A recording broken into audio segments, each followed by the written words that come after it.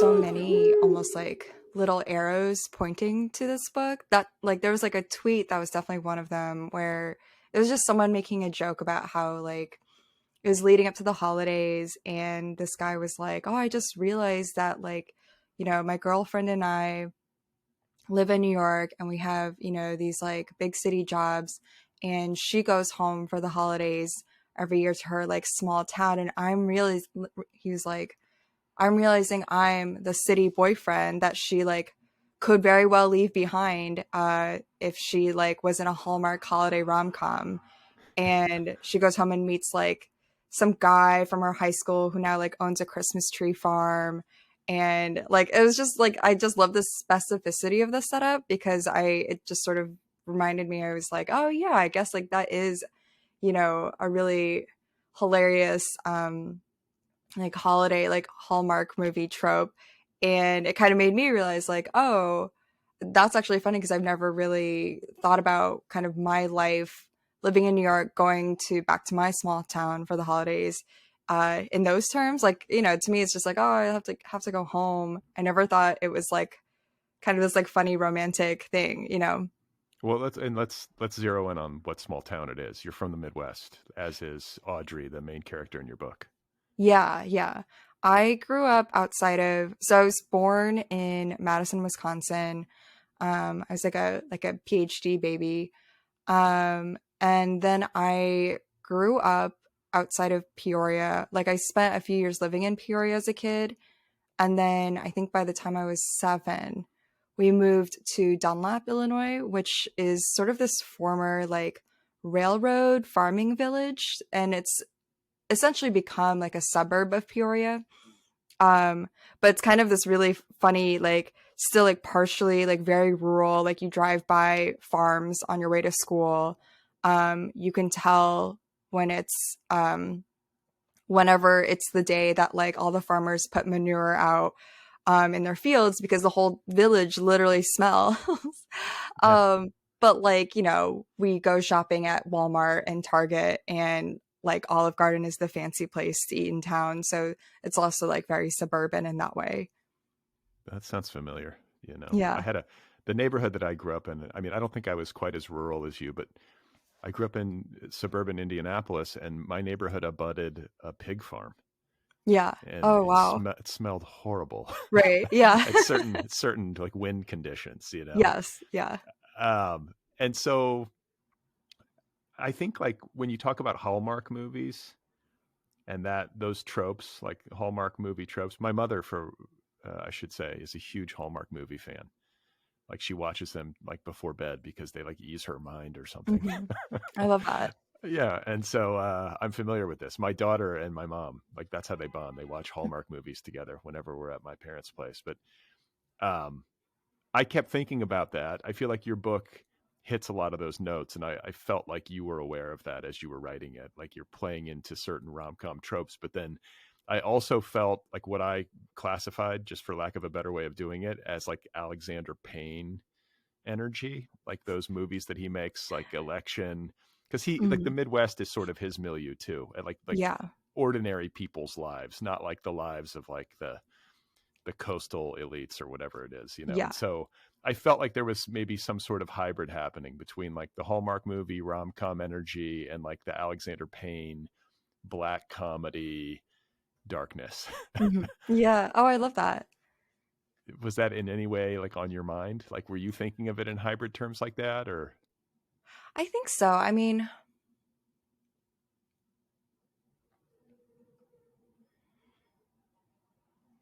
I think that like I don't know if like if like, election or anything was like a direct reference, but I think that like I've always really loved consuming stories that are really grounded in like a specific place. Um, I think that like anytime it's a place that's just like not New York or LA, it's so fascinating to me. Um, it's like something I think I appreciated once I got older. Because I think for a while I was just like, oh well, there are only that many places that are like interesting in the world according to TV, and so that's also how I felt about it. But I think sort of observing and consuming stories that are more grounded in really interesting pockets of places. Like I remember like watching Minari when it came out was so astounding to me because they're just little parts of it that I was like, oh, you know, like I didn't grow up in Arkansas, but I really love almost this like geographic immersion into this place and time. And I think it took me a really long time to realize that, like, you know, I always thought coming from Dunlap and Peoria, it was like as bland as possible of a place. Like, what could you possibly say about it? But I think, you know, in the past few years, especially during the pandemic when I couldn't really go home, like the height of it, um, I've since, I think, developed an appreciation for it. Like, oh, this is a place too. You know, like this has its own like culture and inside jokes and history. And I think that's kind of part of just like getting older in your 20s and sort of really putting the pieces together of where you came from. Um, because I think when you're in the moment, it's like, you know, it's almost like you're whatever they say about like you don't realize water is wet, you're just like this is just how life is, you know, and then you finally go somewhere else and you're like, oh, I didn't realize actually that like it's like it's funny to notice that the whole like town smells today and that's what everyone's going to talk about, you know. And I read too that you, because you work as a journalist, you are much like Audrey in the book, a New Yorker, Yeah.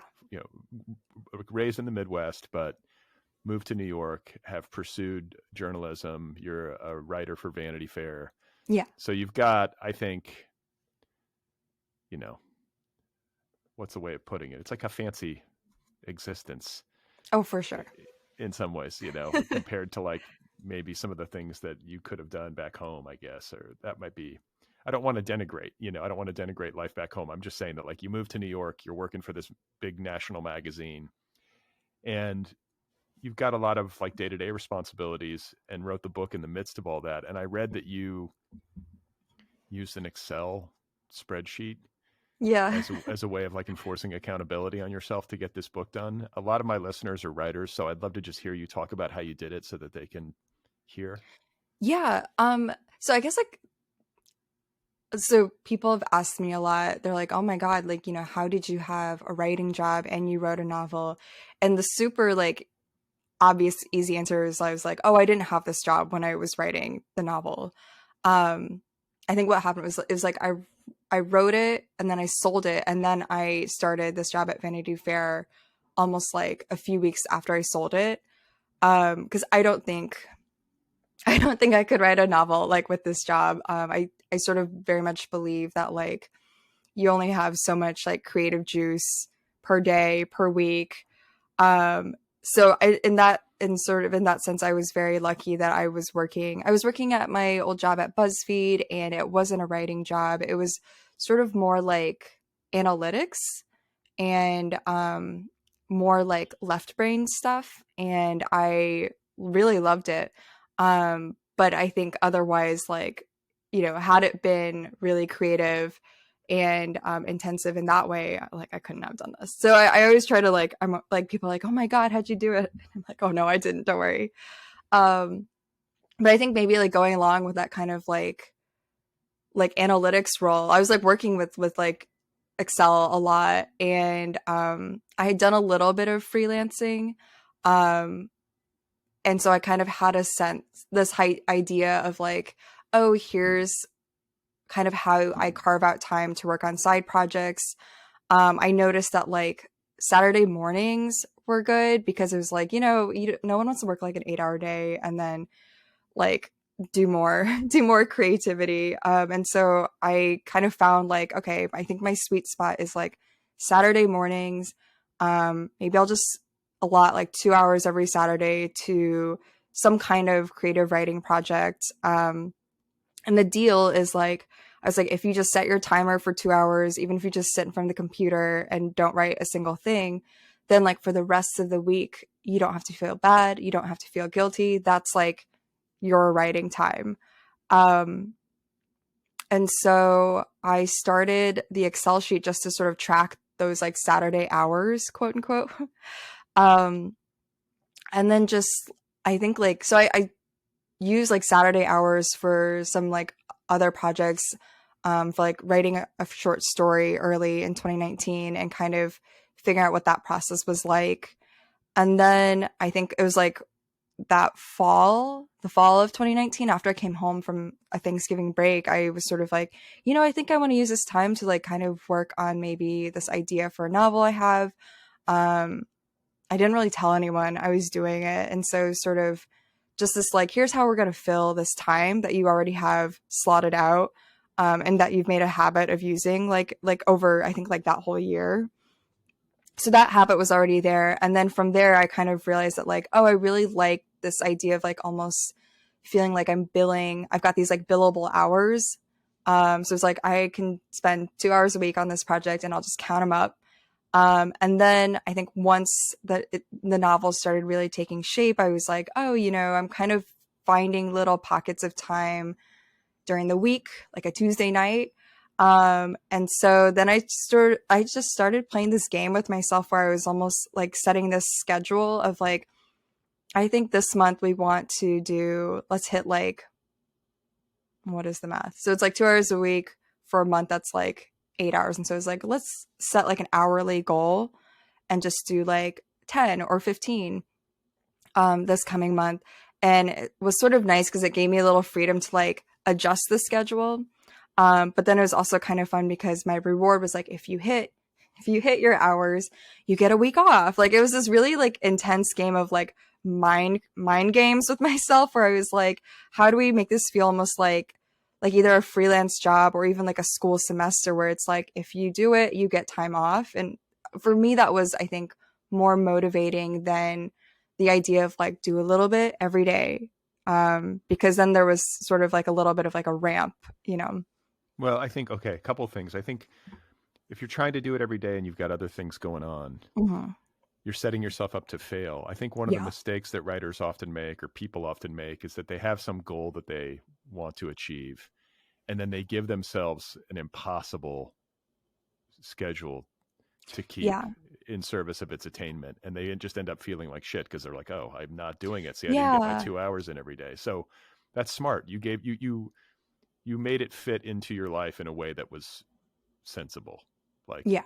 you understood what the actual possibilities were and had like an accurate sense of it. And then the second thing that comes to mind for me, there's like this old like Jerry Seinfeld anecdote. Have you ever heard this where he had the calendar on the wall, like a paper calendar? Mhm. And every day that he sat down, this was early in his career, every day that he sat down to write jokes in his little notebook, he would make an X in the calendar. Mm. And Mhm. it became very satisfying to make that X. Yeah. And his whole goal was just to like not break the string, of Yeah. X's on the calendar. And it could be that, it could be an Excel spreadsheet, it could be keeping a word count in your little journal or on your, notes, on your phone or whatever it is. But the point is externalization.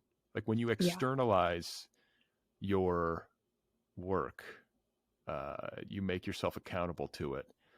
It doesn't lie, right? That Excel spreadsheet doesn't lie. Yeah. Makes it hard for you to lie to yourself.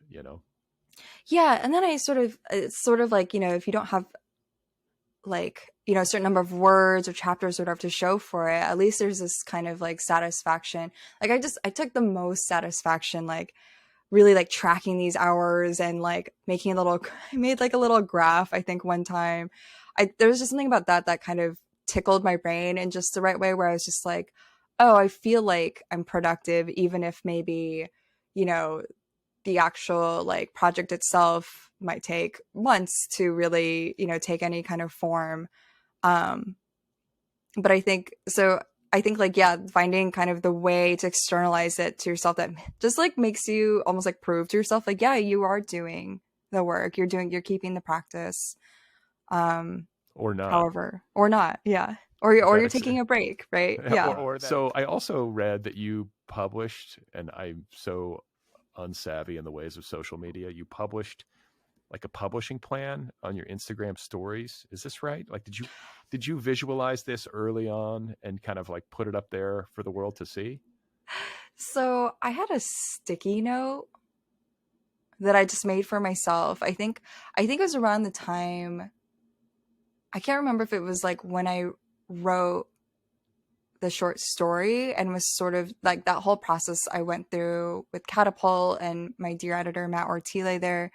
Um, that was the first time I think I had just done like published something outside of journalism, and so the whole process kind of taught me like, here's how long it takes, just for a story. And so I was trying to just like almost extrapolate that out, where I was like, okay, well, if it took you a month to write this short story, like 3 months of editing, and then it was like 3 more months before it came out.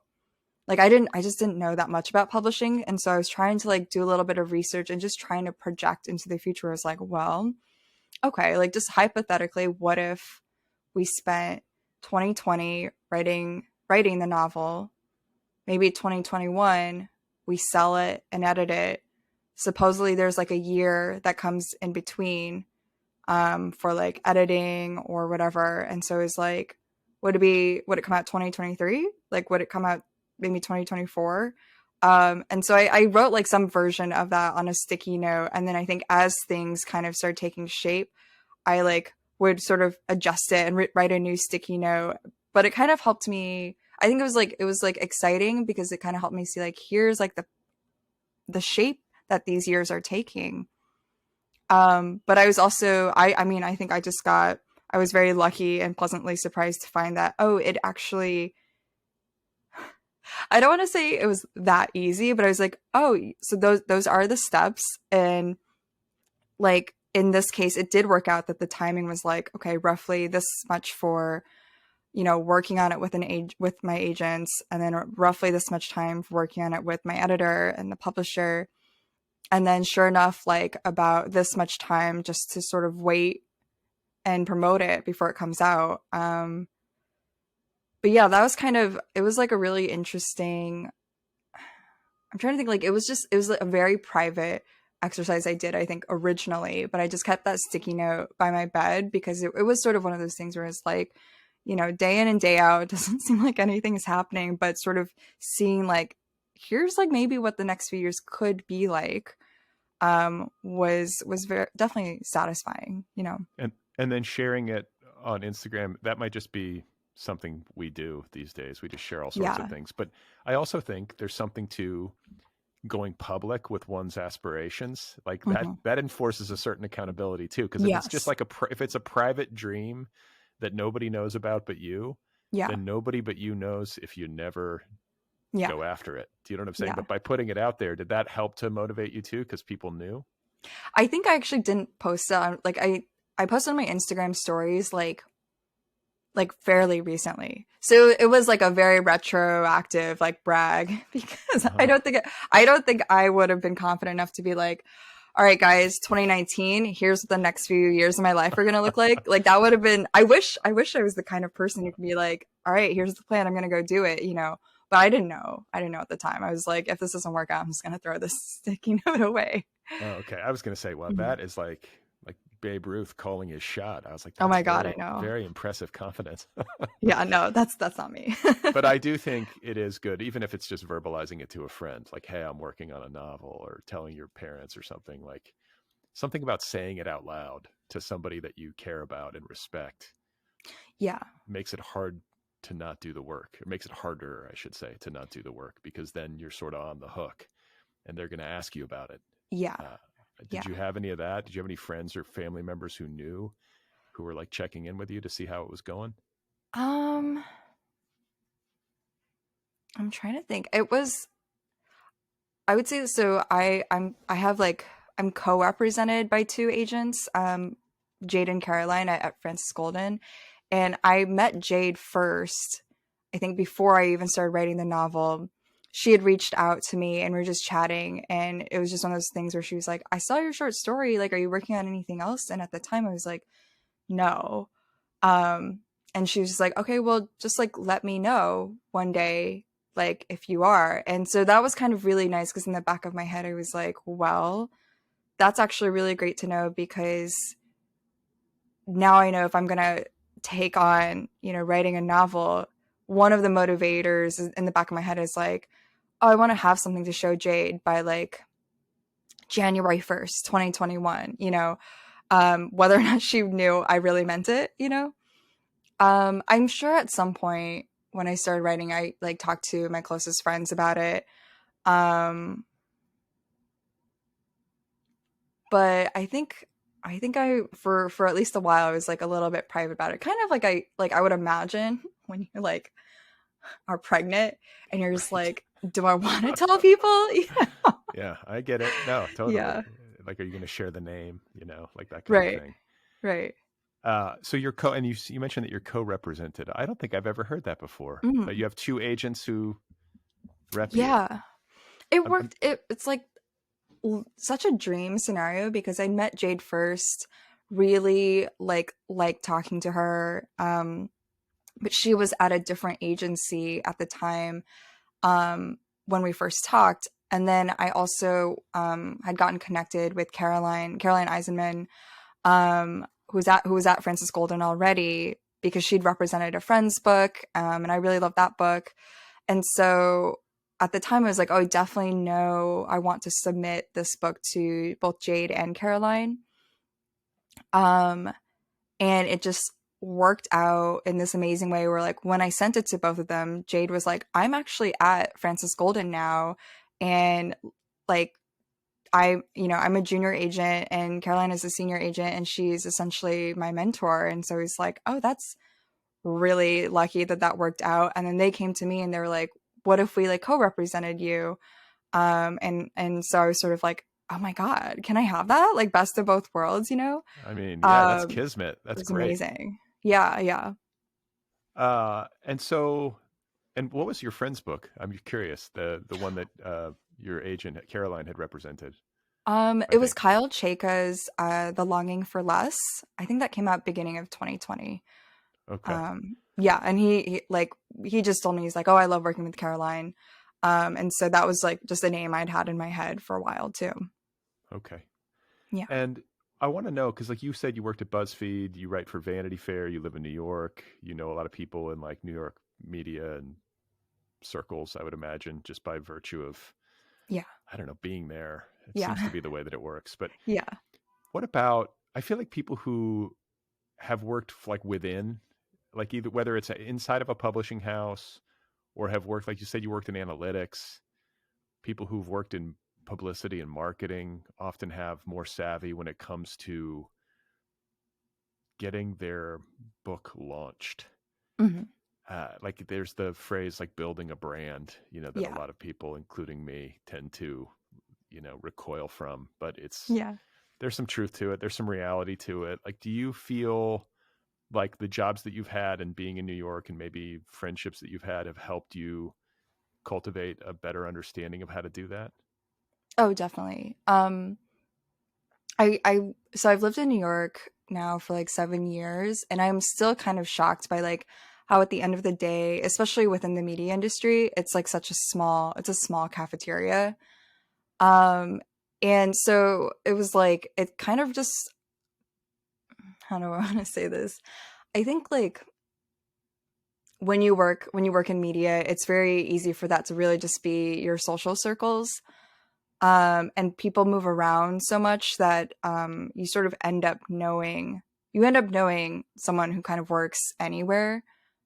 Does that make sense? You end up knowing someone who works like almost like at any place in New York. Just it's just such a fishbowl. Well, And I I live in think, LA. I live in LA. I feel like oh, okay. Hollywood is sort of similar. Like it's like Yeah, kind of the same yeah. thing.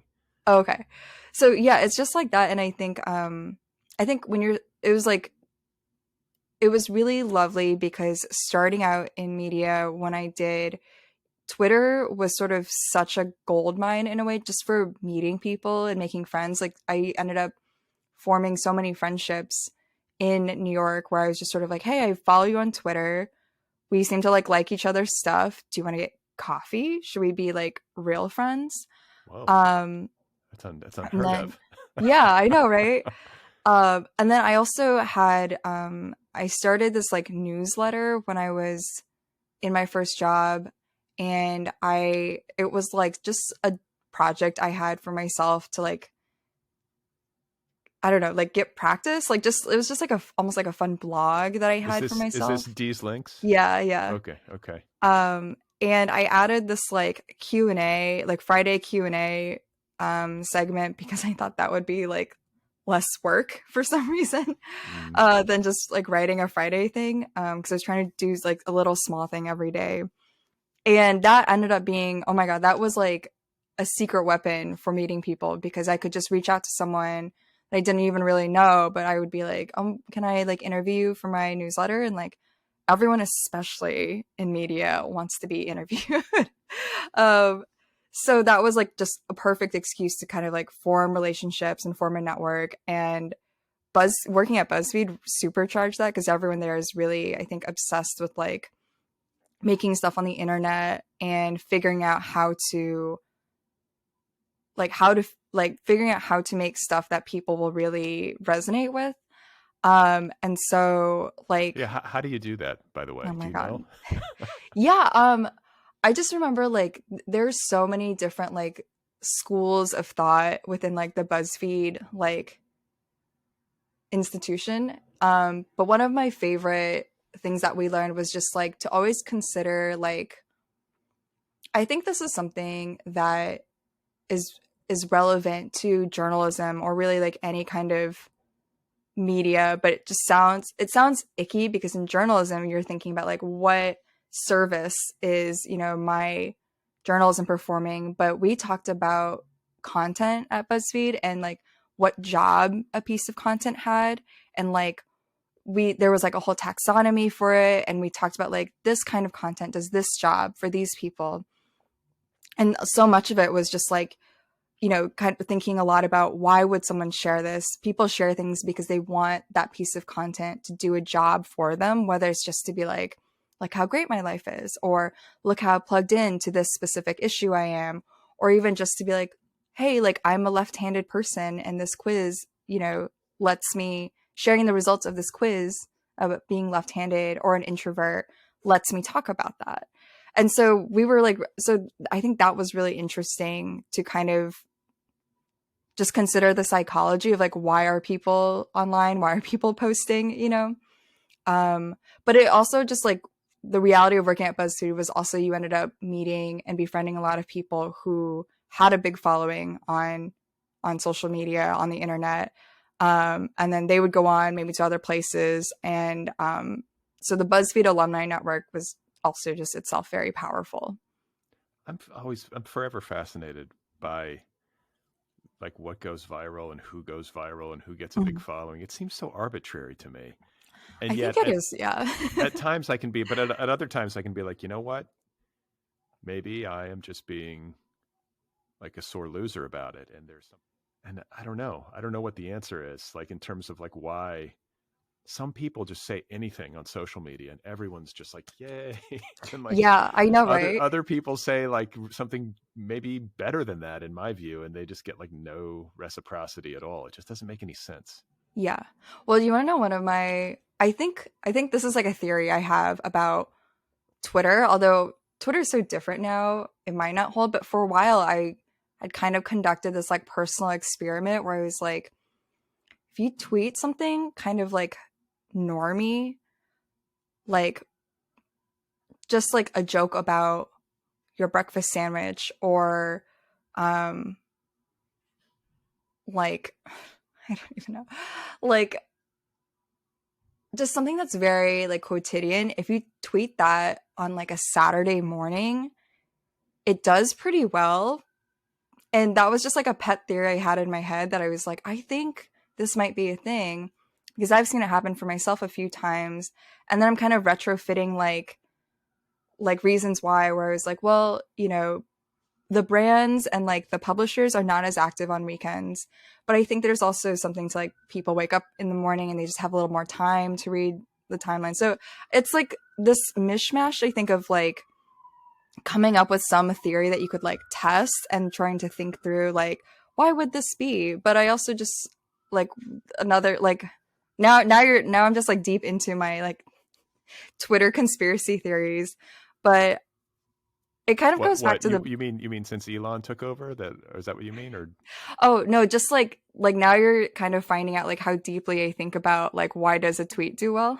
yeah, but you know what? I like there was no part of me that like otherized that inclination. I'm exactly the same way. I think Yeah, it's so normal for anybody on Twitter to like wonder how it works. Like right? especially people who are like content creators and are like Mhm. trying to spread the gospel or whatever about their work, and it's like it can get frustrating. And it Yeah, also nowadays too with the algorithm, it's like I yeah, have 7,000 something followers for the podcast. I post something and I feel like 200 people see it, and it's like, yeah, what's the point of this? I thought, why get all these followers if they're not going to see what you put up? It seems pointless. yeah, yeah. I think this is sort of like the myth and like the appeal almost of like figuring out social media because it seems like at least for certain pockets of time you could test the theory out and really benefit from it.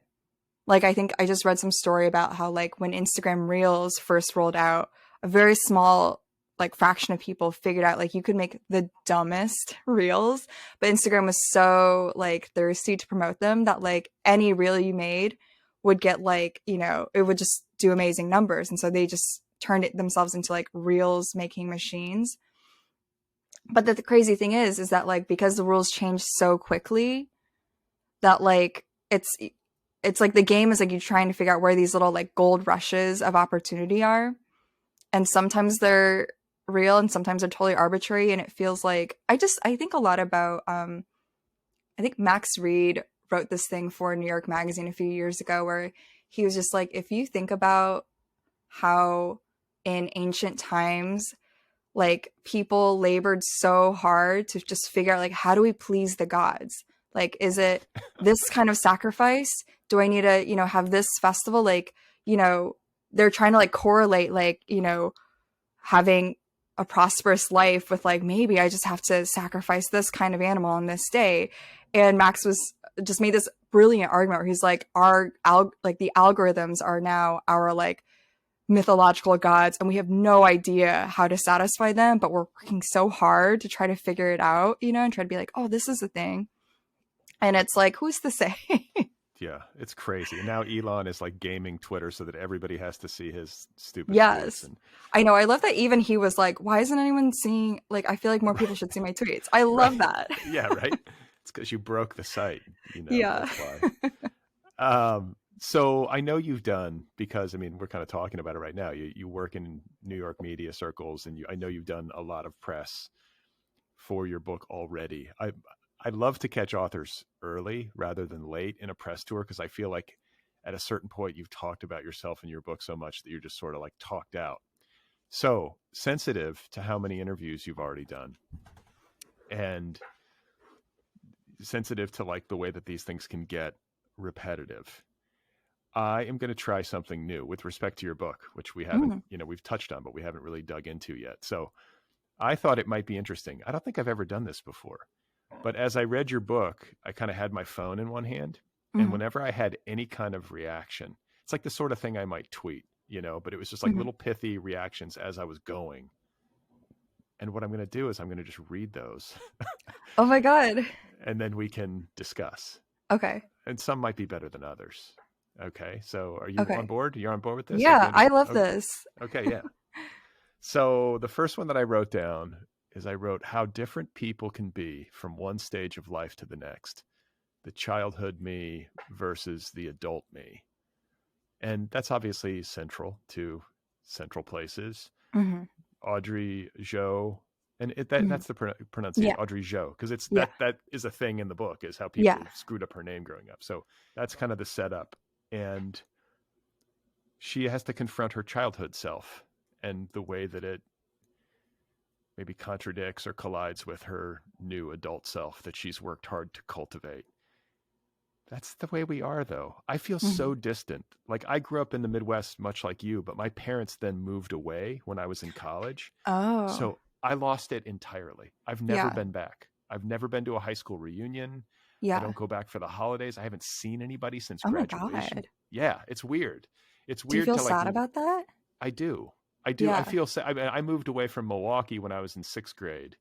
So I Okay. sort of lost that home base. Yeah. And then I left Indiana to go to college, never to return. Yeah. So I just feel like rootless. You know what I'm saying? Yeah. I don't have any contact with it. But I look back and I have also a notoriously shitty memory.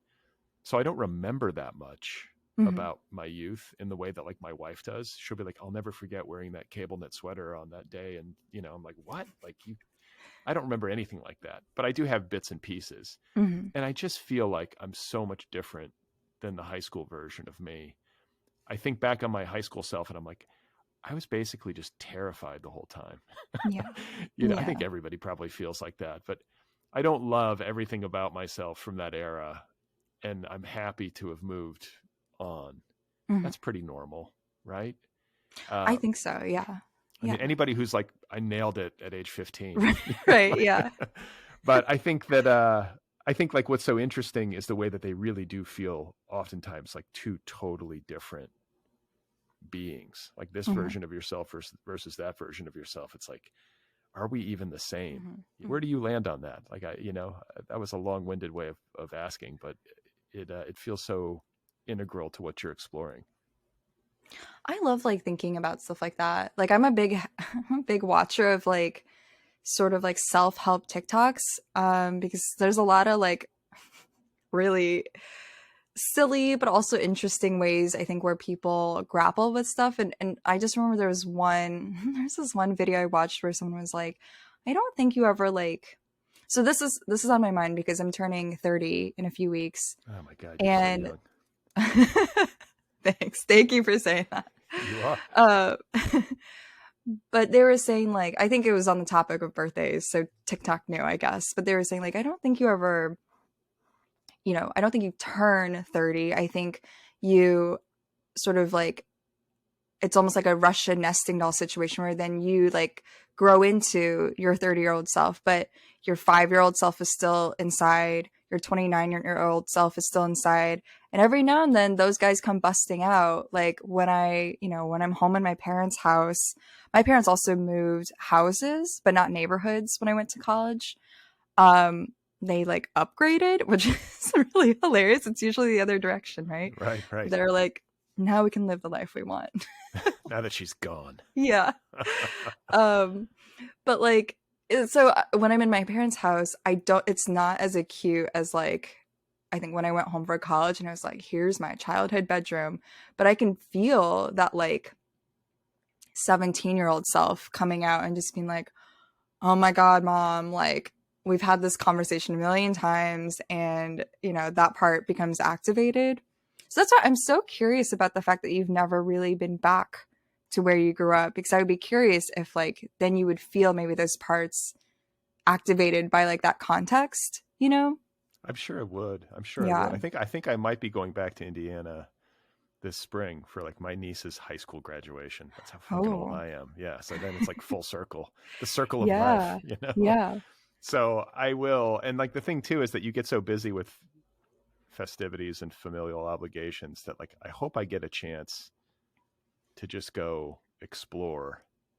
And then Yeah. also my hometown in Wisconsin, I went back like 3 or 4 years ago, but it was so quick because we were rushed and like we drove to our old house and I stood there for the first time in like almost 30 years. It was Mhm. wild. It was Oh, I wow. loved it. I Yeah. wanted to just stay and like walk around and like Yeah. everything there for me stopped when I was 11. So my Yeah. 11-year-old self was sort of like there with me.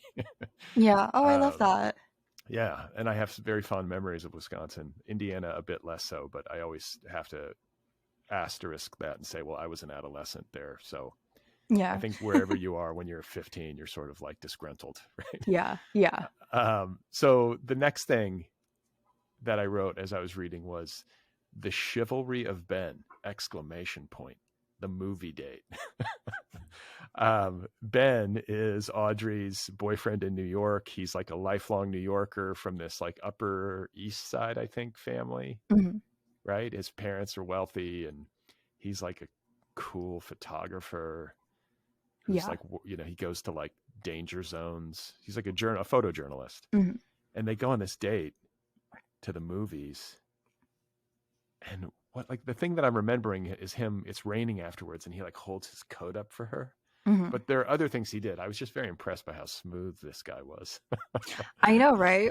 But it's easy to be smooth when you're on your home turf is kind of what I slowly figured out, I think, by like in sort of exploring this character. Where it's like, yeah, I mean, he's got the home field advantage. But I mean, I love that about him because I think that sort of reflects like just a lot of people, a lot of like guys that I know who just have this kind of like confidence wherever they are. But I think through writing Ben, I was like starting to question it a little bit where it was like, yeah, but like, are they always like this? Or is this because like they lived here for years? They know exactly how this goes. Like they know exactly how to handle, like somebody coming up on the street and like asking them for money because they probably grew up knowing how to handle that. But like for Audrey, who's still kind of an outsider, she's like, oh, Right. yeah. Right. All right. So then the next thing I wrote was a question about guest slippers. um, Oh, yeah. So like just to kind of bring listeners along, Audrey and Ben go back for the holidays. It's kind of like Meet the Parents. He's going back to meet her parents for the first time. mhm, She's tense because she has like this difficult relationship with her mother in particular, and she's like mhm, bringing the New York City boyfriend back to this tiny town in the Midwest and so on. And I think in Chinese culture, maybe in other cultures too, like I had a friend who's from Scandinavia. You always took your shoes off at the door. yeah. But I just have a question about guest slippers. Like if you have slippers for your guests to wear around the house, are there like do you buy them new whenever you're going to have guests, or do you wash them? So I'm trying to think, what do my parents do? I think my parents just have like like a few sets of guest slippers.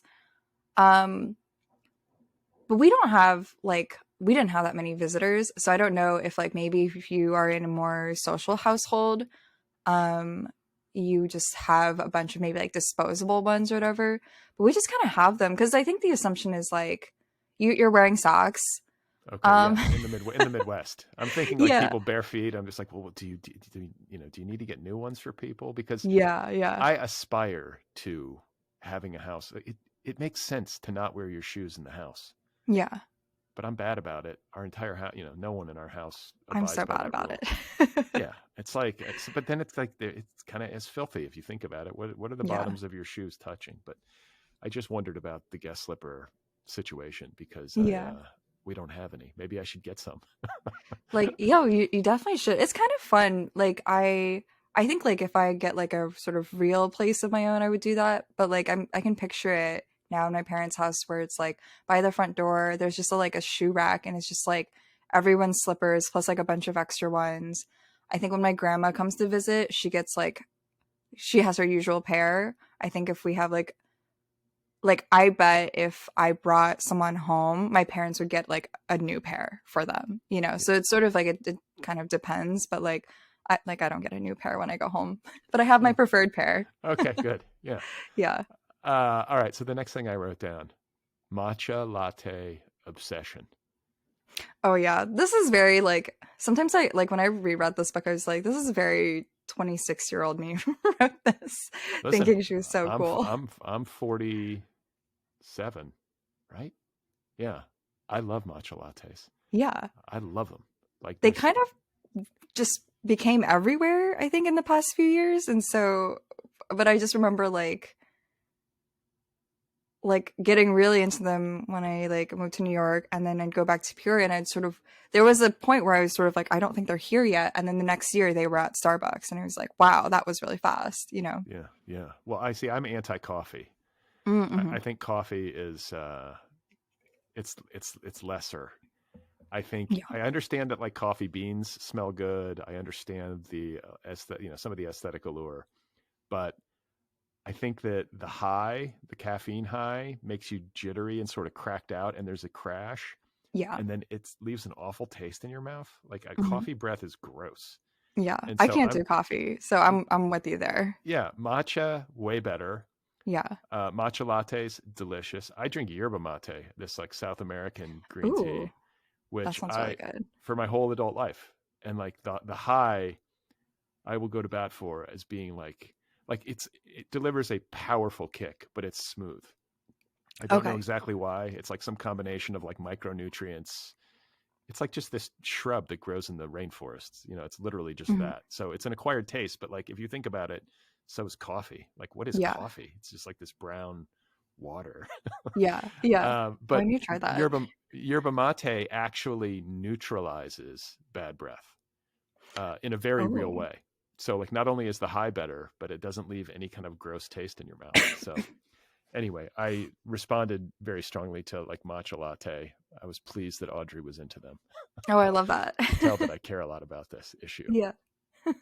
Um, the next thing I wrote down is like reflection or rehearsal or neither. And I Mm. think you already mentioned this very briefly. Like I was wondering like, oh, wow, I'm wondering if Delia is like reflecting on a time when she brought home a fiance or a potential fiance and is kind of writing from that experience, or if it was maybe some sort of like psychological rehearsal, like an imagined process of doing that. And it seems like I think you touched on it earlier, it's the rehearsal, right? Yeah.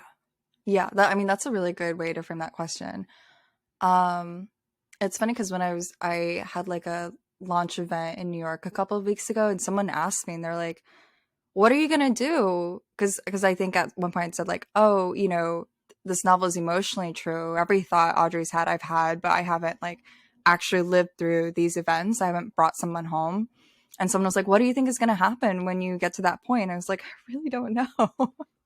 Right. um, I guess we would read this book first, and then, that would be sort of a manual. But I sort of think of the novel in terms of like one big hypothetical where it was like, okay, if like my life just happened to branch in a few different ways, what would that look like? And so just for myself, it was kind of a really like introspective way to answer some questions, while also kind of just like coming up with some cohesive theory of like, here's how I feel about where I grew up. But it's kind of funny to think about like in a way like having forecasted this scenario and then not knowing like what will it be like when I do it. Right. If I do it, yeah. Yeah. But I think that the process of writing it and like the active, like the deep imagination of it has to do well to prepare you in some sense or to Hmm. like help you process maybe the more difficult parts of it. I feel like you'll be more ready. It's not that it's going to go perfectly, but like I feel Yeah. like in the absence of having written this book, it would probably be a little bit harder, right? Yeah, I think so. And also, I mean, like, I, yeah, that's like, I think what I want to say about that. But I was also just like, for Audrey to not have gone home for 8 years, I think was also a nice point of difference because like I like it will be way less dramatic for me. Because you go home every year for Yeah. Thanksgiving. I read Yeah. like yeah, it's like 8 years is a long time to not go home.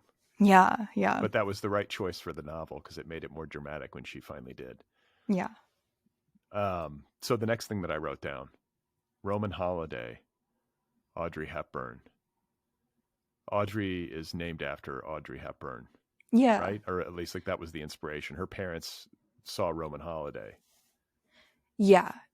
Like her like canonically she's named after Audrey Hepburn. For me, I just like in college I had this really confident like amazing successful friend Audrey, and so I just was always like I love that name. To me she calls to mind this like idea of a very self-assured person. So I just like had saved that name for a while. Um but I also like love I mean like my mom loves Audrey Hepburn movies, and I think we watched Roman Holiday not physically together because it was during like quarantine, and I was like I've never seen this movie before. I guess I'll finally watch it because she talks about it all the time. And I loved it, and I kind of like the tie because she's sort of in the movie she's going on like a little trip, and that changes everything, right? Hmm. I love Audrey Hepburn too. Like she feels like the kind of person who doesn't exist anymore or something. Like there's Yeah. something so kind and warm about like whatever she's projecting, but also so like regal, and there's something pristine, like her aesthetic, her design, like, and yet Mhm. there's nothing chilly about her. It's this weird combination. She's so warm, you just like Yeah. her and you want to be buddies with her, and yet she feels like royalty. Yeah. Um, so the next thing I wrote down was papyrus font in the bar. There's this bar in the town called Sullivan's, which Mhm. is like the bar in the town that everybody goes to, right, when they're Yeah. home for the holidays. And is it papyrus or papyrus? I don't even know how to pronounce it, but Oh this yeah, is I call it papyrus. yeah. So papyrus is a specific font, and what the reason I think I wrote it down is that I always associate papyrus font, and this might out me as like a longtime Los Angelino, but it feels like the kind of font you see on like the menu at like a grab and go vegan restaurant or like a yoga studio. It Mm-hmm. has like some vague like spiritual connotation to it. Oh, that's interesting. So I was like, interesting that like Sullivan's in small town Ohio also had the papyrus font happening. That's really interesting. I didn't know, like, I think that detail just sort of came out of like looking at the bulletin board at Panera or something in my hometown, and just sort of like I think it's really funny being in Brooklyn, in New York, in just sort of like the millennial cohort, where I think like there's a very distinct aesthetic, and I think once it feels like there's a very distinct aesthetic, and everything is so like the subway ads all look the same. Everything is kind of really, I think, concerned with designing that, like, I think they call it like the Tennessee aesthetic or whatever, the Nashville aesthetic. Um, Wait, I don't even know what this is. What is it? it's like it's just like that flat, like bright colors, um, sort of like for like Warby Parker or Casper, like that kind of just look that I just sort of feel like I'm just like, oh, it's like taken over. Um, but then like I'll go home and sort of look at like real world scenarios, and it's like everyone's still using Comic Sans and Papyrus, and I kind of love that because it suggests just enough effort to sort of be like, I want to make this look kind of nice, but like this total like rejection or lack, or just sort of like an affiliation with this more like just kind of with this more like branded, Capitalist. like capitalist, like brandy look. And I don't know, like that stuff just like looks more real to me. And it like it's something that like I think whenever I notice it on even like a sign at a restaurant, it like just like touches me a little bit, because I'm like, oh, someone cared enough, but they're not a graphic designer. And I kind of love this more because of that. It's like the effort that it kind of shows of like, what could possibly be a good font for my, guitar lesson Right. ad? Right. Right. Papyrus. Yeah. Yeah. I mean, all that stuff, all that hyper design capitalist stuff. Like, I get it. It feels maybe more human, like Yeah. less mean. There's something cold about Yeah. these very and the way they all mimic each other and are trying to be one another and capture people's attention and get eyeballs. Like, somebody who's using Papyrus doesn't care that much. Yeah, they do not care. Which And I love. I was Yeah. going to say, and bless them for that. Uh, Yeah. so then the next thing I wrote was the song Wagon Wheel. Oh I my didn't God. Google it. I didn't Google it because I wanted to Yeah. save myself for this moment in time. But like, what is Wagon Wheel? Is this a country song? Oh, yeah. So I don't even think I always get it mixed up. It's like there's a Darius Rucker version. Well, let me just Google that, make sure I didn't. Of from Hootie and the Blowfish, that guy? Yeah. Okay. And then there's an Old Crow Medicine Show version. I want to say Darius Rucker's is like the original one. Would you Oh. can you sing it? How does it go? Oh no. I refuse to sing it. Okay, so these are all cover. I'm just reading Google now. I'm like, who originally wrote the song? Oh my God. Okay, I sound really dumb. It's a song co-written by Bob Dylan Oh, and a member of Old Crow Medicine Show. wow. Okay. But it's Didn't know big this. it's big in your hometown, I take it? It's big. It's big in my. It was big at school at the University of Missouri. Like that was like on the same level as like Sweet Caroline Wow. Okay. or I can't even think of an equivalent, but it was just one of those songs that I think has loomed so large in my head. And then it's like the minute I'll like talk to someone who didn't grow up anywhere near, I think, the Midwest, they're just like, I've never heard of that song before. Yeah. Um, That kind of reminds me of when I was growing up in Indiana. We like in high school, we would get drunk and like listen to Garth Brooks, like semi-ironically. mhm, mhm. So like that song "Low Places." Do you know that song? Like I've got Yeah, friends, and yeah, that's my like karaoke song. okay, see, Yeah, there we go. So yeah, that was like of my time. Maybe had like a similar functionality to Wagon Wheel. definitely. Where it's just like it's in the air. You don't even seek it out. You just unwillingly learn the words, and then you don't realize that you know it until like I don't know, it You're comes on at a random time, and you're like, oh my god, and you you're at know? Sullivan's and you've had like 7 shots and you're like, Yeah, yes. yeah, exactly. All right. So the next thing I wrote is, has she read the entire Bible? Because Audrey kind of grew up in a religious household and I believe has read the entire Bible. I'm just Yeah. curious. I'm always fascinated when anyone has read the entire Bible. Oh my God. I was a really religious teenager because youth group was like the center of, I think, being social in any form. So I read the entire Bible, I think, Whoa. at some point in high school. Sort of the same where I was like, I'm just going to do a little bit every night and just figure out like kind of was intrigued where I was like, is there anything in here that like I just haven't heard about yet? Like, like I kind of just want to know roughly all like the highlights, you know. It was mostly very boring. Like all the parts when they're like giving directions on how to build like a tabernacle, I was like, this this is what we're so obsessed with. What's so crazy to me, because I grew up in a Catholic household, though I Mhm. was kind of out of it from an early age, but I was always surrounded by it. And I'm always fascinated about Christianity is the fact that there are all these people, millions of people who have built their lives around this religion. Mhm. I would guess, and I can only guess, but I have to believe that like over 90% of them have not even read the Bible. Right. Yeah. That seems crazy to me. Like you'd be like, yeah, this is it. I figured it out. I got it. Have you read the book? No, but I know it's true. I got the highlights.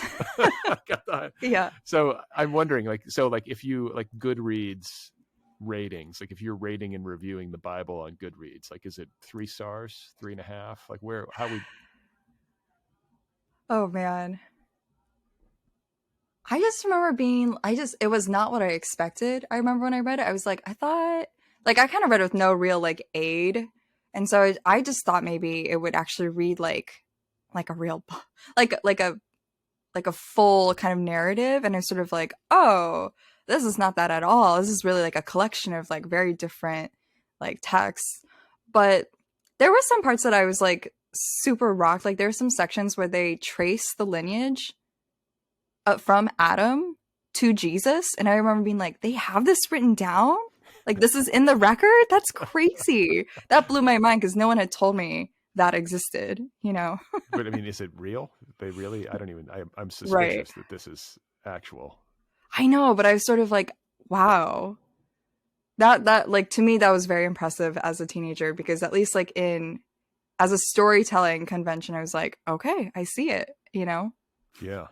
Well, there's a way that you depict Audrey and her mother, because her mother is, I think, the instigator of the religious bent of their household. Like she's the one who's most into it.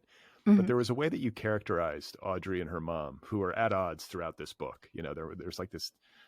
It's a tense but loving relationship, ultimately loving relationship. And you say that Audrey is religious, quote, to fit in, Mhm. and her mom is religious, quote, because she wants like tried and true rules to Mhm. like use to, I don't know, smooth out her experience of life in a world that's totally chaotic. Mhm. And I don't know, that rang true to me. Like some people are like, oh, you know what? Like youth group is a big deal. A lot of my friends are in it. This is like my social milieu.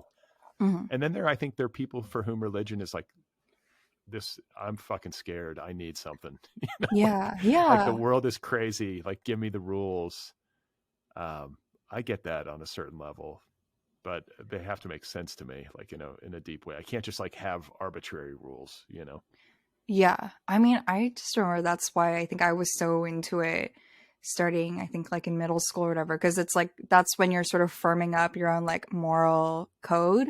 And so I remember for me, I was like, well, okay, this religion I can really count on because there's a lot of like, seems like it's got, some good ratings. It's like, got a long history. Yeah.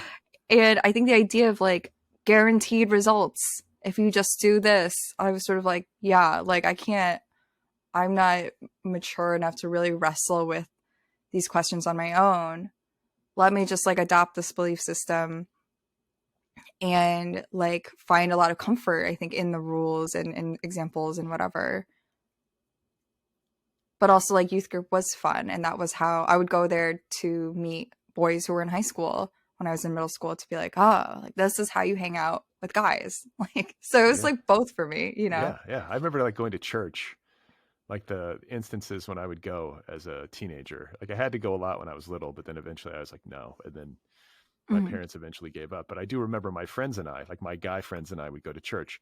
The only thing you would be doing is like looking around like for the cute girls. Right. Yeah. And that was the entire ball game, you know. But Yeah. it's just an interesting point. It's one that I don't think gets made often enough, is that people have very, very varied reasons for being religious or Mhm. for indulging like a religious impulse. And some of those reasons can even be strange. Yeah. Um, but it's like, I think maybe from the outside looking in, it's like, well, this person is just a firm believer and they've really investigated this and this is where they've landed in their lives. And more often than not, it's like a social or an emotional reason Mhm. rather Mhm. than like some deep spiritual reason. Uh, Yeah. and I found that, I don't know, I found that recognizable. Oh, I'm glad. I'm glad to hear that. So the next thing that I wrote down, Ben's diet of, quote, fast casual salads and Soylent, end quote. So this was the first, and then below that I wrote, first time I've begun to seriously doubt him. This is it. This is the point. This is the point of the book where I was like, oh, he's into it. Like he eats fast casual salads and Soylent. I was like, this could be a problem. And then below that I wrote, while also thinking somewhat like me.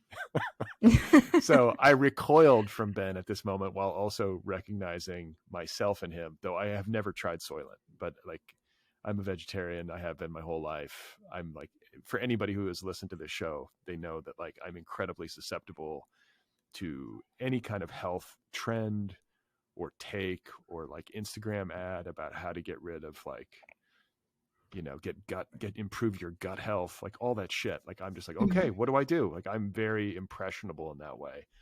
But I have not tried Soylent. Maybe I'm missing something. I don't know. I've never tried it either, to be honest. Uh, But I've and just seen, like, I've like seen people who are into it, and I was just like, I don't get it, man. But sometimes I'm sort of like, oh, I can understand the appeal. Like working from home every day for years, I would rather jump out the window than make another sandwich, you know? right, right. But I think like there is a point at which, for me, and everybody has different.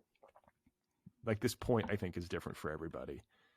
But it's like this biohacking thing where Yeah. people are trying to sort of like outsmart life and like it's like all of these efficiencies, right? I'm trying Mhm. to be efficient. I'm going to get the maximum health in the quickest amount of time for the least amount of money. Mhm. And at a certain point for me, I'm like, this is just joyless. Like, Mhm. like I'd rather make the sandwich, like, Yeah. Yeah. you I know, know. I love that you picked up that detail because I think for Ben, it's sort of a clue of like, he does think he's a little bit better at life. I think he thinks he's like hacked it a little bit, you know. um, and let's see. The next thing I wrote, Alex Bentley, obligatory opiate overdose. And I only mean this in the Midwestern sense and like the Mm, epidemic of opiate overdoses. Like one of my best friends from growing up, opiate overdose, mm. like it's wild. Like everybody who grew up, I think, particularly in the flyover states, is like less than 6 degrees of separation away from an accidental opiate overdose, right? Yeah. It was like in a way where I was sort of like, is this like tropey, you know? Like is this kind of like we said, is this like the obligatory overdose? And is that sort of almost like a stereotype, but it is kind of incredible to think. Like, I remember like not being really aware of it growing up, but then I think when the crisis got more news, I just like the kind of the wildest thing happened where someone I knew was doing a story about, I think like what I think a group of mothers were doing who had lost kids to an overdose. And I was reading the article and it was like, I was like, one of these kids I grew up with. I know this kid. And just like a total like random, like out of all, you know, the people that this person I know in New York could have interviewed, like I had no involvement with this, you know, like out of all the people, here's like someone I literally grew up with. And I actually hadn't known that that happened to this person. And so it was sort of really shocking in terms of like, oh, like, I don't know, the fact that like it hit home, like that phrase doesn't even capture how like I think entrenched it is, you know. Yeah. Yeah. Yeah. No, I mean, I feel like there's a book I read years ago called Meth Land. I don't know if you ever read Mm. that one, but it's like, it's like a case study essentially of the meth epidemic, which I think tracks on a kind of parallel line with the opiate epidemic, and the way that it in particular affects like small towns in flyover states and in the Midwest.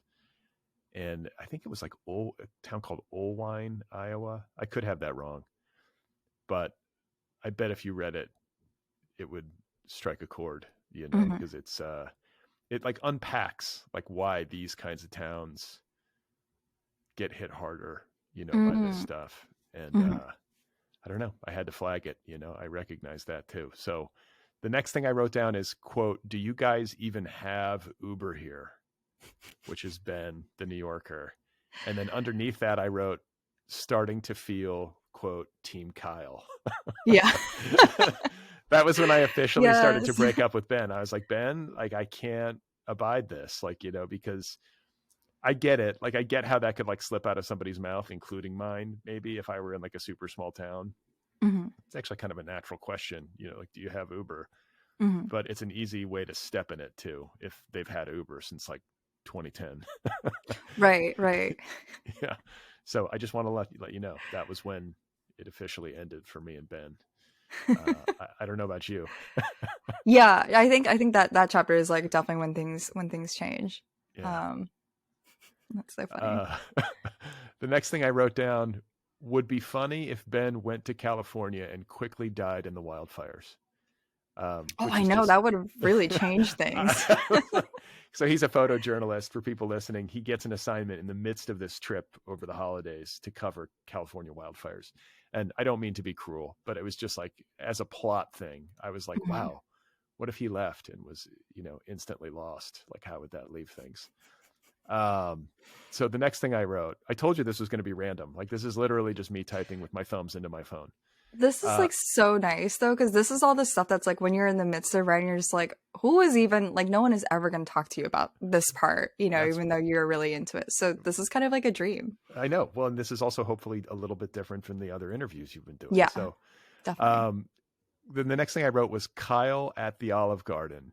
Quote, "Oh, you guys got the Alfredo." Why I love that line so much. Like, where Kyle, who is, we should orient listeners, Kyle Weber is Audrey's high school crush. He is dimpled. He is easygoing, sweet. He's the Hmm. high school crush. He's the like Yeah. the perfect guy from high school that she was so into, and they like almost dated. Like, it was like they kind of Hmm. circled each other, but they couldn't actualize the love, you know, in high school, which feels recognizable. It's the kind of thing that happens, right? You don't have the emotional vocabulary for it, or you're too Hmm. scared because it's too real, or whatever it is. And then she's seeing him back in her hometown for the first time in like a decade, and they're out to dinner, she, her parents, and her fiance. And Kyle comes over and he's like so nice. He's with his mom, Fran. I think it's Fran. Hmm. And he just like looks at the parents' plates and he's like, "Oh, you guys got the Alfredo." I don't know why I love that, but I just thought, I don't know if you meant that as a funny line, but it made me laugh. I thought it was great. Yeah. Oh, I really love that you love that. It's I think like at this point it's not really a secret that like Kyle is based on like a real person in my life, and it's just so funny because I think I was just thinking like what would he say, because he was someone who was just very good at putting everyone at ease, saying almost like the most obvious thing in the room, you know, but kind of doing it in a way that made people feel like just sit up a little and be like, yeah, like thanks for noticing. You know, he would just sort of say that thing. And so I kind of love that because I think for her parents, they're sort of like, I think Audrey sort of explains it at one point where she's just like, oh, it's not because they love chicken Alfredo. It is like the thing that they've learned how to order and it's reliable and they don't really want to like, they're not out here trying to order like cacio e pepe, you know? Right. And so yeah, I kind of like, I think that's why you sort of love Kyle because he sort of inadvertently, I think, sees people like that and just sort of is like, cool, but doesn't try to make it into a thing. He's like, oh, I love the Alfredo too, you know? Yeah, it's just such a Midwestern thing to say too. I think like Yeah, yeah. you're at the Olive Garden and he's like, "Oh, you got the Alfredo. It's excellent. I hear it's I know, excellent right? today." It's excellent. Yeah. So the next thing I wrote down was, and I think I'm quoting from the book, quote, "He asks if I want to go to Sullivan's," and the he here is Kyle. "He asks if I want to go to Sullivan's, and I hiccup into the phone." And then I wrote below that, "Oh shit, here we go." Yeah. Because you can kind of feel, and I don't think I'm spoiling too much, like there's going to be like a confrontation between Audrey and Kyle, her high school crush, at some point in the book. You can feel it building to that. And as soon as she hiccuped into the phone and was like, okay, I was like, okay, this is it. She's gone. Yeah. She's gone. And then there's a hookup, and it happened in a basement. Mm-hmm. And again, as a Midwesterner, I have to salute this creative choice because it's exactly where hookups happen. Like if Right. you are It's, above yeah. ground, if you're Yeah. above ground and hooking up, then you're not actually in the Midwest. Especially like, I could never understand. So, like, I didn't date in high school and I could never understand, like, when I talk to people now and I'm just like, you had a little high school girlfriend? Like, how? Like, how did you make it work? Because when you're living in your parents' house, that's a huge logistical challenge, you know? And more often than not, it was like, well, like in the Midwest, everyone has like a nice basement and that just sort of feels separate. And that was like, and so more often than not, that was the answer that I heard. It was just like, oh, like we hung out in the basement, you know? And I was like, oh, okay. That was it. Yeah. Yeah, that feels familiar. So let's see. Next thing I wrote down, sincere empathy for the mother, page 179, the big Mhm. fight. And then below that, I wrote plight of women immigrants. And you got to forgive me because now I'm trying to think. I know there was a big fight. I wish I could remember the exact details. But I think that something that you do very well in this book, because I think, there's the romantic tension in the book, but there's also the familial tension, and in particular, the mother-daughter tension in the book that drives it. And it's a very delicate dance that you're doing because the tension is very real. And the infractions committed by both Audrey and her mother against one another are very real Mhm. and not always so pleasant. But you do it in a way that feels earned and human, and without, it's like you don't dishonor the very real conflict and you don't dishonor the very real love between them. It's Mhm. somehow they both exist. And that feels like how it is in most actual familial relationships, right? It's Mhm. never like any deep relationship. It's never clean and black and white. And then the other thing too is that I think by humanizing the mother character and for making her plight uh, understandable to the reader, Mhm. like the loneliness that she has endured in her life by kind of sacrificing. She moved with Audrey's dad. She gets pregnant. She sort of foregoes her dreams of getting the PhD or whatever and having the professional life. And then to Mhm. move to a place like, I'm blanking on the name of the town in the book. What's Hickory it called? Grove. Hickory Yeah. Grove. Yeah. Yeah, Hickory Grove, Illinois. She moves to a place like that without a huge Asian American community, or any Asian American community really, to Mhm. to integrate with. The isolation of it is the point. To be raising a Mhm. child, the father's off at work. I don't know. You drew that very well. And even though her mother can often be very prickly on the page and a little bit like absurd, even Mhm. um, mean at times, I Mhm. still loved her. So it's a hard thing to do, And I guess like a question might be like, did it take you a while to arrive at that level of dimensionality for her? Did you, in earlier drafts, was she maybe more two dimensional and sort of just, the opposition? Definitely. But I think I thought this would be actually more of a mother-daughter book when I first started. Um, because like my mother immigrated to the US, um, and she had me pretty quickly. And I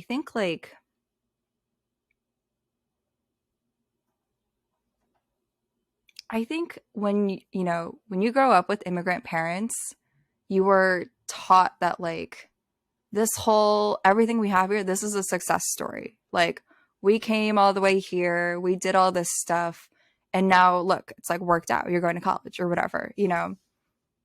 And I think that like the older I've gotten, the more I've sort of like thought about the necessity of telling that as a success story, because I think like I mean sort of in the same way when I was watching the movie Minari, I thought that movie was so interesting because here you see these two Korean immigrants wavering. They're like, why are we here? This isn't really working out the way we thought it would be.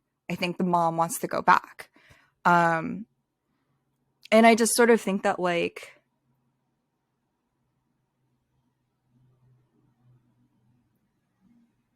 I think about how important that narrative is when you have made this, huge, incredible change in your life for you and like your family. And like, I think the only way you can really stick to it is to sort of really like believe like this this is better. And but the possibility of it being now, or just even considering like what you give up in the process, is something like I'm kind of emotional about it now because I think that's just something I don't think that's something my parents have ever talked about. I think it's sort of one of those things where it's like you can only look straight ahead. And so I think I've just been thinking a lot about the idea of like opportunity and who gets to mess up in a way. Because I think like one of the one of the breakthroughs I've had, just like kind of understanding my own parents, was sort of like I think there are points when I've been a little lost or fumbled and just sort of been like, I don't know if this job in New York is going to work out. I don't know if this whole like writer's life is going to work out. And kind of really understanding like that is the gift that they've given me, and that like I can kind of question and sort of be unsure, whereas they were sort of like, we cannot really question this. We've committed and we have to go through. Yeah, no, I hear you. um, I hear you. And I yeah. think I mean, there's even a passage later in the book where the mother character says, like, I didn't have choices. And I'm paraphrasing, Mhm, but mhm, she says, I didn't have the choices that you have. I don't want to see you make the wrong ones, or something like that. And mhm, mhm, I was like, oh, yeah, of course. Like, she had this kind of strictured existence, a confined set of mhm, choices, if she had choices at all. And it mhm. probably feels to people who are immigrating, that first generation, like they're walking on a tightrope, right? Like Yeah. one false move and Yeah. you're off. And then there's people like further down the generational succession. I count myself among them. I'm like third or fourth generation, at least on my Mhm, dad's side, so I'm removed from it a bit, and I have so many more choices, mhm. and so much more wiggle room than even my dad had, so Yeah. it's good to recognize that, I think, right? It gives you a sense of gratitude, Mhm. and also Yeah. maybe shame sometimes too. Yeah. you know Yeah. I know. I think that's kind of what was interesting to me about Audrey and her mom's relationship, because I think on one hand, it's like when she's like really making a mess of things, I think on one hand, I think like that was what was so interesting to me about the mom, because on one hand, I think she's sort of like, oh, she like Audrey can mess up. And maybe there's a part of her that kind of resents that. Maybe there's a part of her that's like, I set everything up for you and you still like kind of whiffed it. But I think ultimately they both arrive at this like understanding of just like, yeah, you can do this. And that's the difference between us. Right. And Yeah.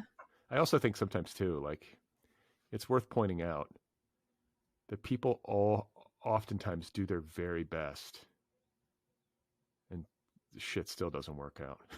Yeah. Yeah. You know, that happens all the time. I mean, if you live in the world of literary publishing, you know, there's no better evidence. People like write these like wonderful books and they go out into the world and find like 500 readers, and it's like the amount of labor that went into it, heart, like blood, sweat, and tears. They did everything right. It's like doesn't Hmm. matter, you know. Hmm. So anyway, I love that part of it, and I should say too, as a reader, even though you didn't feel maybe in the end that it was as much of a mother daughter book as you had initially thought it might be, I felt like that was the heart of the book. Oh, God. Like that I'm glad. relationship was more Hmm. important ultimately than the romantic relationships, because this is about a young woman returning to her roots, and the core of her roots is her family. It's not just the town, obviously. It's like the, Yeah. you know, going home and really visiting with her parents in a meaningful way, which is something she's been avoiding for a decade. And the toughest part of that experience is the relationship she has with her mom. And it was just Yeah. so well done. I just loved it.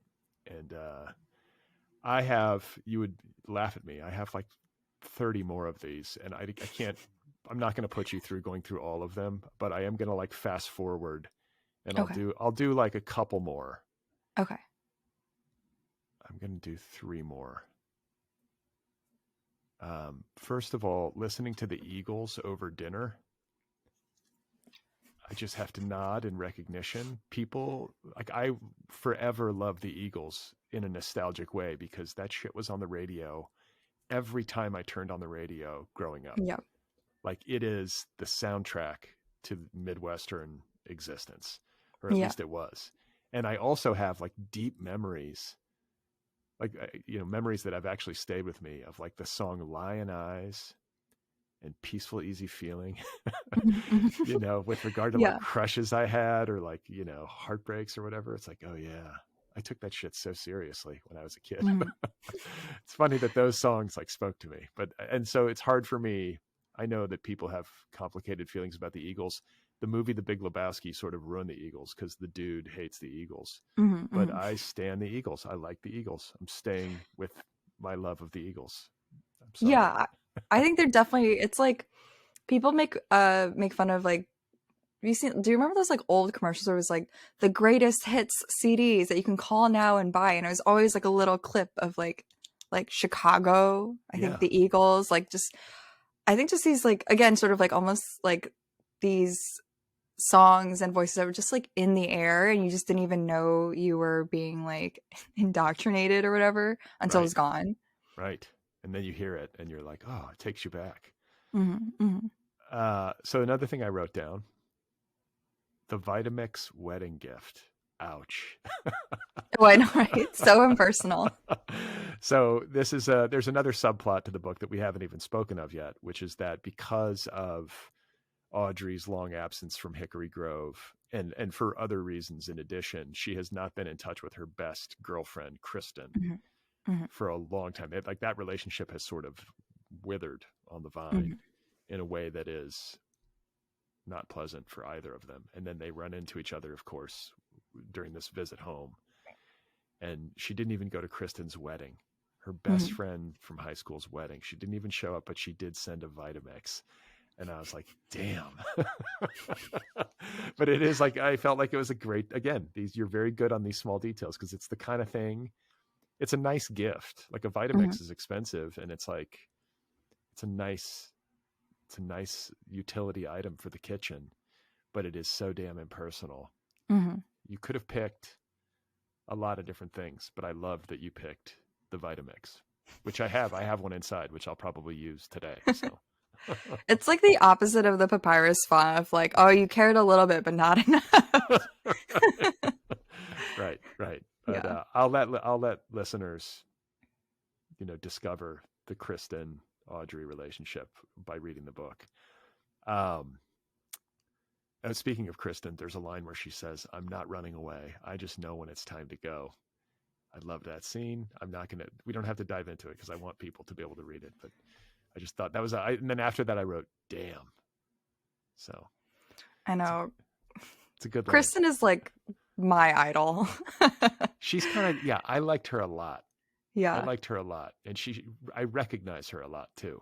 good, And I got to say, but before we end this conversation, it's very easy to be overly simplistic when you talk about people like regionally or culturally or whatever it is. But like it is often said, like Midwestern people are nice. This doesn't mean they're not complex. This doesn't mean they can't be bad or evil or twisted or anything. But like, I feel very lucky to have grown up in the Midwest. And whenever I meet somebody from the Midwest, I tend to like them, or there's something recognizable about it. Yes. I do think there's like, it's like such a relief in some ways. Like my wife is from Minnesota. I grew up in Wisconsin and Indiana. We will, like, she still has family back in Minnesota. We'll go back there. And I have to say, and we go in the summer, so it's like usually lovely, and we're out on the lake, and I'm just like, I'm like, this is great. I just feel so at home there, and the people are just, there's less of an edge or something. Maybe it's because I'm a visitor. I don't know, but it feels friendlier and more down home or something. And it feels easier to be social. I don't know. I think there's definitely something to it. I think that's like the culture, right? Where it's just sort of like, I don't even know if it's like this pleasantness, but this idea of just like, I don't know, like whenever I meet someone who's also from the Midwest in New York, I feel like there's this exchange that happens under the current that's sort of like, you're safe with me. Yeah. You know? Yes. Like, that's how I feel too. Like, okay, I'm actually, I think what it is it's like I'm actually kind, and like this is a human exchange. And like, I'll text you back. And like, this is what I always say too. If I make plans with you, this is the Midwesterner in me. And I come up against this all the time in my exchanges here in Los Angeles. I've lived here 20 years. If like someone's like, "Hey, do you want to get coffee?" And I say yes, like in my head, like that is happening. And like, we need to set up a time. Yeah. And I will be there 5 minutes early. Right. And I'm so curious, like, I don't know if it's just like, if it's some like pioneer thing where it's like, oh, you couldn't flake on someone if they said they were picking you up in their covered wagon and you didn't pick them up. Right. Like, or if it's just really like this idea of like, well, we all kind of know each other here, so you really have this like social contract with everyone that you really need to follow, or if it's just like, I don't know, this idea of like decency. Yeah, decency. But I was also going to say like not having that much else going on. I don't know. Maybe that's it too. It's not like I have some huge full social calendar. Someone asks me to coffee, I'm like, okay. I know. Okay. Yeah. Right. That's how I feel about it. I'm like, yeah, I don't have anything. Sure. But I just don't think there's integrity.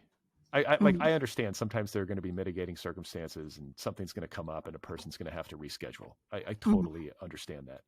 But when it becomes habitual, or when you feel that weird tension where it's like, let's get coffee, but they don't really mean it.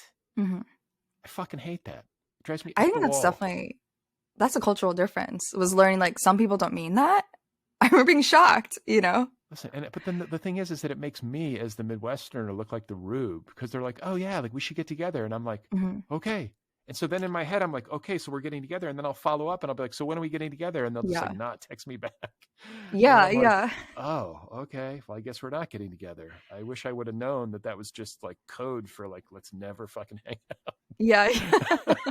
Like, forgive me for misunderstanding that, like you said, Anyway, so I just like the directness.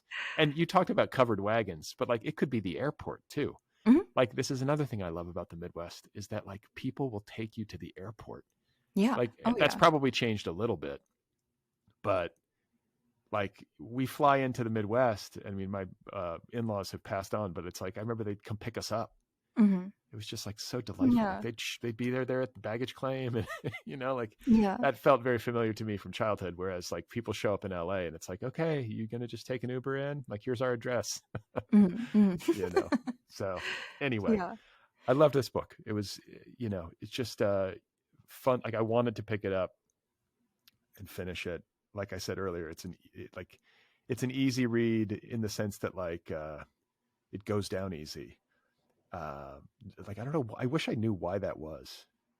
Like it's clear, the writing is clear, but some people there's just a propulsive energy to it. I always ask people before I do let them go if they're working on anything else. It is fine if you are not, but is there another book in the works? Oh man, I mean, am so excited to start thinking about it, but I have not really thought about it. I'm just like, that's for like a few years down the road for sure. But All right. Well, I think you should get an Excel spreadsheet going so that you yeah, can start this next novel. I look forward to whatever you publish next. Congratulations on Central Places, and just best of luck with all that you have going on, as a journalist and as an author. thank you so much, Brad. Thank you for having me on. This has been such a pleasure.